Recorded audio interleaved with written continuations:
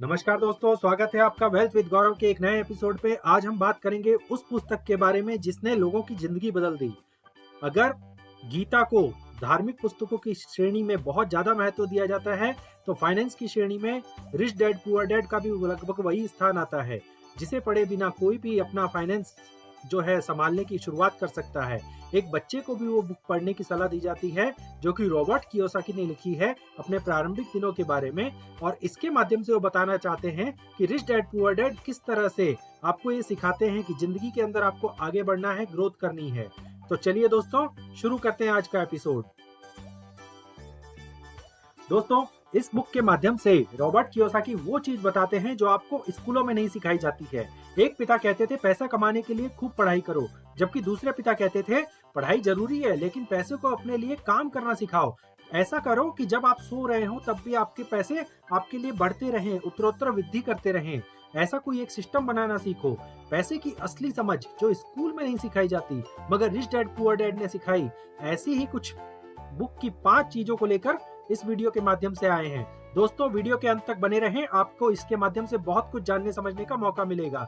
तो चलिए शुरू करते हैं रिच डैड पुअर डैड से मिलने वाली लेसन्स को। सबसे पहला लेसन है, गरीब कहते हैं पैसे बचाओ और जबकि अमीर कहते हैं पैसे बढ़ाओ। रॉबर्ट कियोसाकी की ये सोच हर आम इंसान को खास बना सकती है। इस किताब ने लाखों लोगों की फाइनेंशियल सोच को पूरी तरह बदल दिया है।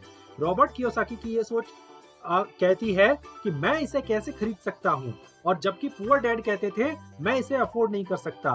कोई महंगी कार हो, कोई महंगा घर हो, तो पुअर डैड हमेशा अपनी जेब देख करके कहा करते थे नहीं यार, ये मेरे बस का नहीं है, इसे मुझे ईएमआई पे लेना पड़ेगा और इससे मेरी जो अभी तक की ईएमआई चल रही है वो और प्रभावित होगी।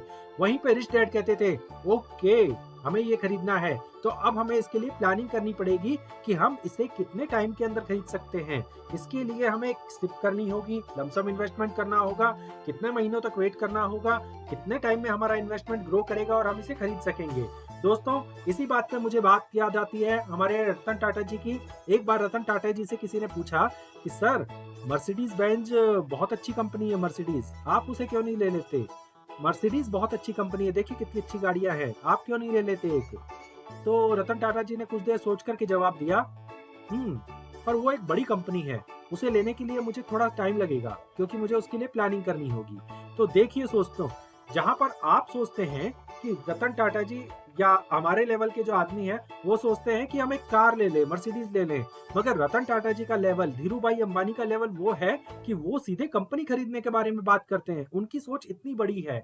तो यही रिच डैड पुअर डैड में सिखाया गया है कि जो रिच डैड है वो सोचते हैं कि अगर हम वो कार की कंपनी खरीद लें तो हर कार जब बिकेगी वो हमारी होगी और उसमें से जो आएगा वो कमीशन, और उसके माध्यम से हर एक नई कार का जन्म होगा। वहीं पुअर डैड जो कहते हैं कि मैं इस कार को कैसे ले सकता हूँ, मैं तो जरा सी तनख्वाह कमाने वाला आदमी हूँ, अगर मैंने इसे ले लिया तो मैं एक बड़ा खर्चा अफोर्ड कैसे कर सकता हूँ, मेरा घर परिवार का जो बजट है वो सब बिगड़ जाएगा। तो दोस्तों, ये एक बहुत ही अच्छी सीखने वाली बात है। दूसरी बात जो रॉबर्ट कियोसाकी सिखाते हैं वो है कि स्कूल अच्छे नंबर सिखाता है लेकिन पैसा कमाना नहीं सिखाता। दोस्तों, स्कूल में लर्निंग्स तो बहुत मिलती है, फाइनेंशियल एजुकेशन जिंदगी का असली सबक है। रिच डैड भी कहते हैं कि आपको फाइनेंशियल एजुकेशन के लिए तो स्कूल जाना चाहिए, मगर पुअर डैड सिर्फ डिग्री पर भरोसा करते हैं। पुअर डैड कहते हैं एक डिग्री ले ले बेटा, उसके बाद एक नौकरी लग जा और फिर अपने बजट जो परिवार का है जीवन यापन करता रहे। जब तुझे सैलरी मिलेगी उससे तू खर्चों का भुगतान करेगा, उससे क्रेडिट कार्ड लेगा, फिर उससे खर्चों का भुगतान करेगा, फिर तेरे ऊपर लोन हो जाएगा, उसको तू ईएमआई में चुकाएगा और इस तरह से तेरी जिंदगी बीतती रहेगी, फिर तेरे बेटे की और उसके बाद तेरे बेटे की। जबकि रिच डैड जो कहते हैं फाइनेंशियल एजुकेशन लेकर के एक ऐसा सिस्टम तैयार करो कि इस जिंदगी के अंदर आप अपने 7 पीढ़ियों का जो चक्र है उसे बदल दो। आप ऐसा एक सिस्टम तैयार कर दो जिसके माध्यम से आपके पास पैसा सोते सोते टाइम भी आते रहे, और जो हमें स्कूल में नहीं सिखाया गया वो आप एक एजुकेशन स्कूल बन जाओ। लोग आपसे सीखने के आने लगे। आप कैसे अपना इनकम स्टेटमेंट बनाएंगे, कैसे अपना बजट बनाएंगे, चाहे वो डेली का हो चाहे मंथली का हो, आपकी जेब में कितने पैसे हैं सबसे पहले आपको ये देखना होगा। उसे आप किस तरह से खर्च करोगे, उसमें से कितना बचाओगे, उसमें कितना इन्वेस्ट करोगे, ये देखना होगा। और जब वो इन्वेस्ट होकर के वापस आएंगे उसमें से कितना इन्वेस्ट करना है और वापस से उसमें से कितना खर्च करना है, ये भी आपको सीखना पड़ेगा।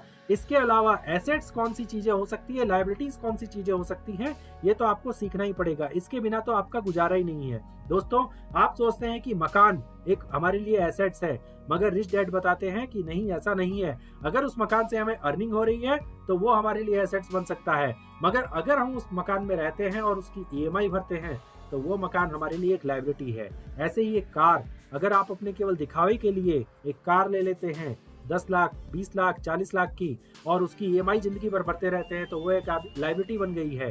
दोस्तों, किसी भी दिन, किसी भी महीने अगर आप उस इनकम को नहीं प्राप्त कर सके या ईएमआई चुकाने के अंदर आप विफल रहे, तो 3-4 महीने के बाद वो फाइनेंशियल एजेंसी वाले आपकी वो कार उठा करके ले जाएंगे। इसी तरह जब आप एक आईफोन लेते हैं केवल महज दिखावे के लिए 1 से 1.5 लाख का, तो आपके लिए वो एक लायबिलिटी बन जाता है। क्यों? क्योंकि आपको उसे ये किस्तों पे लेना पड़ता है, क्योंकि आप उसे 2 से 4 बार खरीदने की क्षमता नहीं रखते। और जो चीज आप 2 से 4 बार नहीं खरीद सकते हैं, उसे किस तरह आप अफोर्ड कर सकते हैं?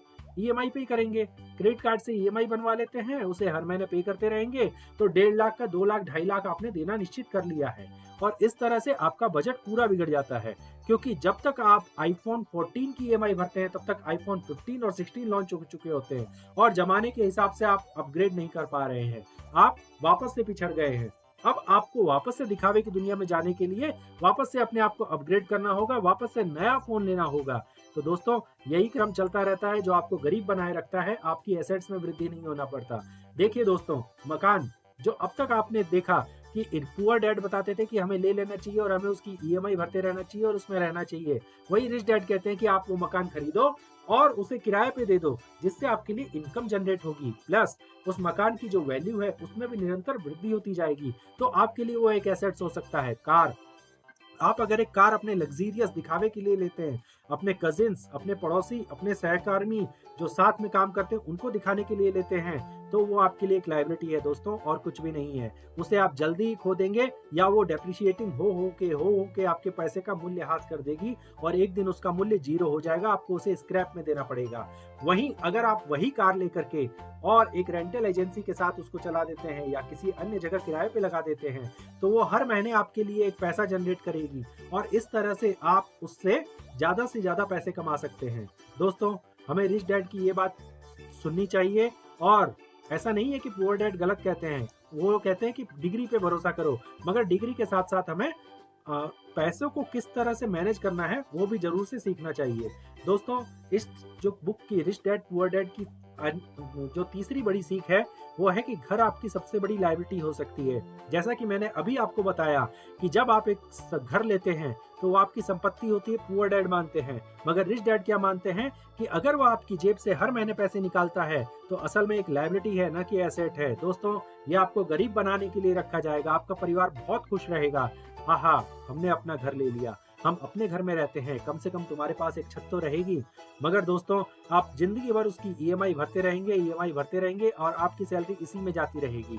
आप अपने इन्वेस्टमेंट के लिए ना तो पैसा निकाल पाएंगे और ना ही कुछ दूसरा कर पाएंगे, क्योंकि आपको जिंदगी भर यही चिंता सताती रहेगी कि मुझे उस घर की ईएमआई भरनी है। और वहीं अगर आप उसे एक रेंट पे लगा देते हैं या फिर एयरबीएनबी आजकल बहुत प्रचलित है, उस पर अगर आप लगा देते हैं अपने घर को रिनोवेट करके, अपने घर की थोड़ी फोटोग्राफ्स डाल करके, तो यकीन मानिए दोस्तों, वो आपके लिए कमाई का ऐसा साधन बन जाएगा कि आप भी देखकर चकित होंगे कि ये घर जिसे मैं एक लायबिलिटी समझता था, जिसे पुअर डैड एक लायबिलिटी बताते थे, उसे मैंने किस तरह से रिच डैड की सलाह मान करके अपनी एसेट में बदल दिया।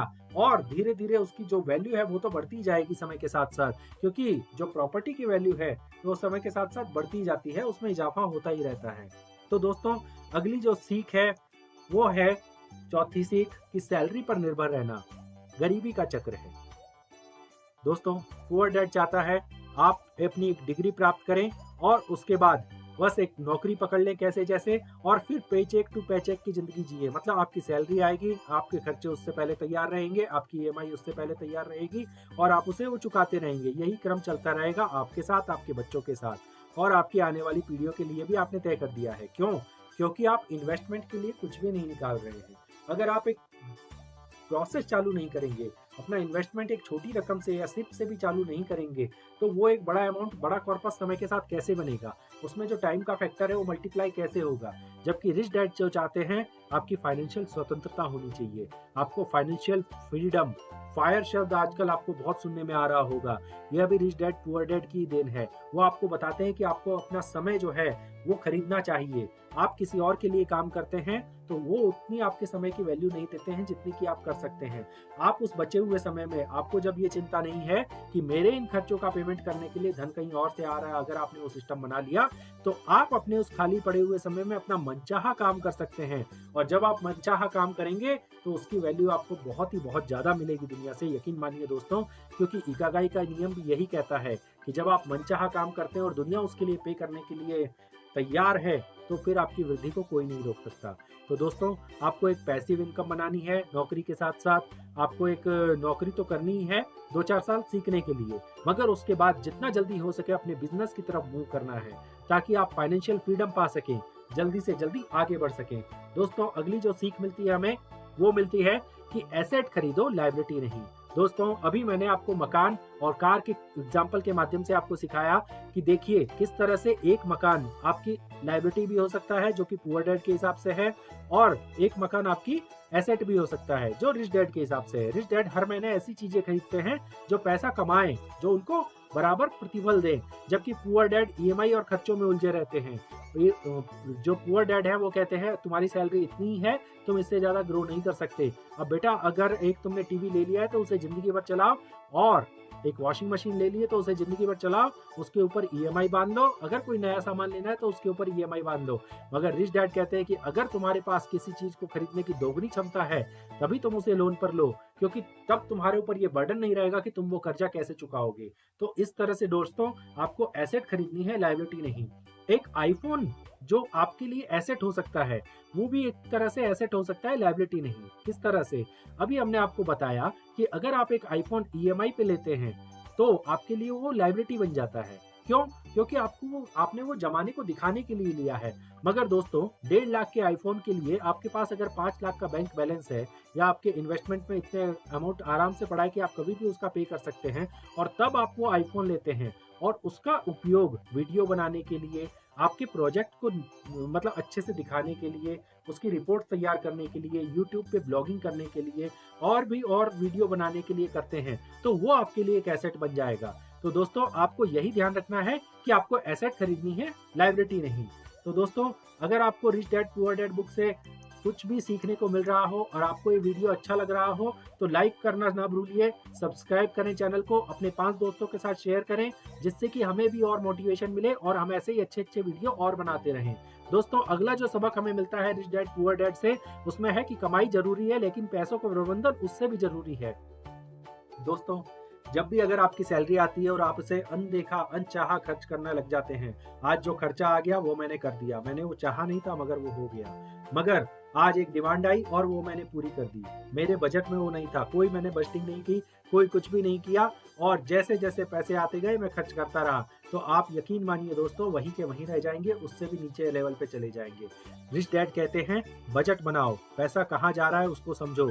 आपको रोज जितना पैसा आप खर्च करते हैं, पाई पाई का हिसाब रखना चाहिए। 5 रुपए की आपने टायर में हवा भरवाई, 10 रुपए की आपने कॉफी पी, यकीन मानिए दोस्तों, ये छोटे छोटे खर्चे दिखते हैं मगर बाद में ये बड़ा कंपाउंडिंग होकर के एक बड़ा ऐसा अमाउंट बना लेते हैं कि आप चाहकर भी इसे हिला नहीं पाते।